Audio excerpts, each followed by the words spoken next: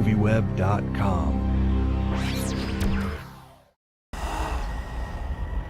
Soon it will be you who comes begging to me. Someone has cursed you. He's the Lamia, the most feared of all demons. For the first 3 days, the spirit torments its victims. After that, it will come to take you. Take me where? To burn in hell for eternity. For the last couple of years, there has been this glut of ghost stories that have been rated PG-13, and I'm wondering, did you take this on or create this as a challenge to yourself to actually prove that a PG-13 ghost movie could be scary? Well, it wasn't, we didn't really take on the project to prove that a PG-13 ghost story could be scary, but we always intended on it being a PG-13 movie. We wanted to make a picture that appealed to a wide range of people. And a lot of the horror crowd, at least when I was a teenager, I loved going to see movies. And I didn't want to make a movie that young teenagers couldn't go to. Pray to God none of my students see me here. The only class I'll be able to teach is like Hypocrisy 101. So many things to choose from here. Unfortunately, not what I'm looking for, which is a weird little dried monkey head. Oh, wait, no, never mind. He's gone. I'm Ram Joss. See ya. I'm Christine, and this is Clay.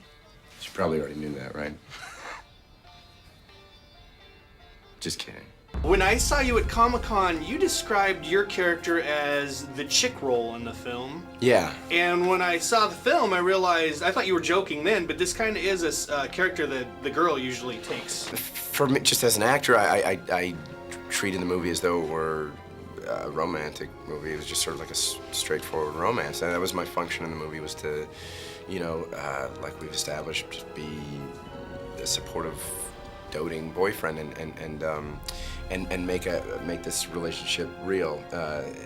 You have to care about her, and because it's her journey, and you have to care that she doesn't get dragged to hell. I mean, it would be the worst if she was, and that's why Alison's so perfect for the part, because she's so inherently sweet, and we tried to create an organic, likable relationship. So you don't want people rooting for the curse. You know, you're not like, can't wait for her to get her ass to hell because this boyfriend's obnoxious and she's sort of a pain in the ass, and let's get the show on the road. You want to like really, I mean, that's part of the horror, that's part of the fear that the audience goes through, and so hopefully they're gonna want us to be together, and hopefully like her getting dragged to hell is not, it's not gonna be us not being together is gonna be like a benefit.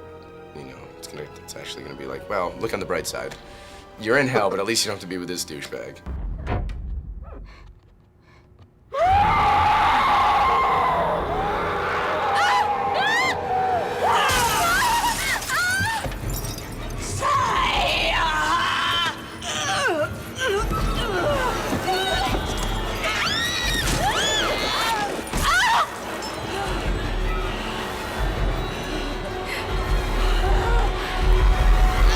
Now, what about some of the stunts you had to do with Lorna? Because, I mean, you guys have one of the craziest scenes I've seen in a long time in this car. How difficult and challenging was that to get through that scene with her? It was pretty challenging. It lasted for a while. The scene continued throughout the course of the movie.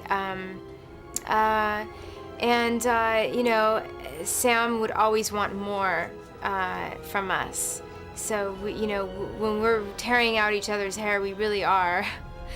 And she's strangling me, she really is. It sounds pretty painful. She actually choked you to death in the car. Yes, she tried. That's a crazy lady. Yeah. This character is so horrifying and so realistic. First of all, I wondered how they were gonna get this woman to come and do interviews. And second of all, you're gonna be known as one of the most iconic female horror villains of this decade. Can you sort of take me through what the process was like of creating this character?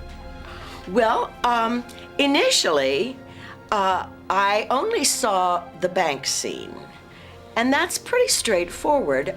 She's a woman who's losing her home, she's in desperate straits, and she needs help. When I then found out where it goes from there, it was another matter entirely, because clearly when she does not get the help she needs, she's pretty mad. and she retaliates.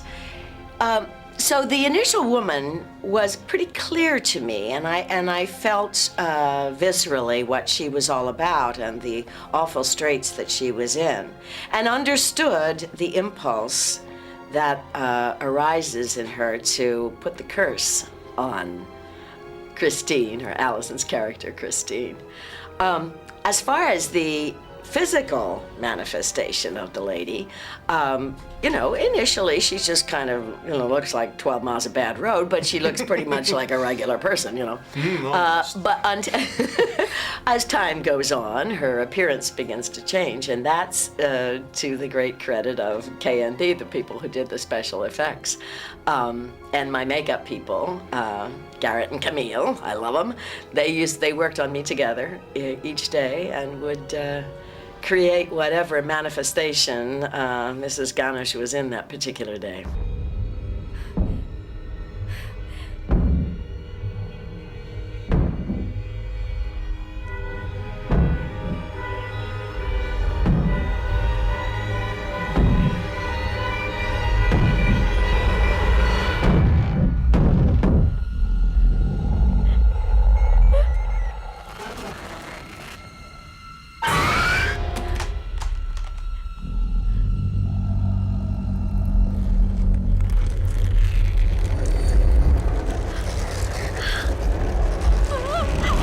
How important was it for you to have the actors sort of add what they wanted to bring into the picture? Because I know they really played along with you and helped you flesh out this script from what you guys had originally. Absolutely. The actors are very important to me as collaborators. And I took a tremendous amount of what Alison would say, or Justin, the lines that Justin would come up with, or their ideas about the scene, and incorporate them into the picture. And it's really what I love doing with the actors. I love making them active participants and contributors. And in this case, I had some really, really smart collaborators. Well, now I heard that Sam Raimi almost every day just puts you through the ropes on this film, and I'm wondering, can you take us through the most torturous day on set that you had to experience in filming this? Well, I probably would have to be one of the days of the last 2 weeks, because that's when I was the most tired. And, there's 2 weeks straight of me drenched in mud and water, and it got to be pretty cold, and, you know, it's nonstop screaming and very physical, you know, just everything is just, you know, tearing her face apart to stick things in it, or, you know, just her strangling me or throwing up on me. I mean, it's really hard, honestly, to pick one day. Were you able to go down set when you weren't working and watch some of the torturous stuff this poor girl had to go through for this film? No, you know, while I had chunks of time off, obviously, and I was shooting another movie. I shot a small part in this movie in Michigan while this was going on, so I didn't have a lot of free time. I would have liked to, and what I did, which I rarely do on movie sets, is when I was done working, when I was all wrapped, I just linger on set and just to watch, you know, Sam work and watch the brilliance, and so I did do that. I did check out a lot of scenes that I wasn't in, so I got to see some fun, just because it was so cool. You know, just watching him work is like such a treat.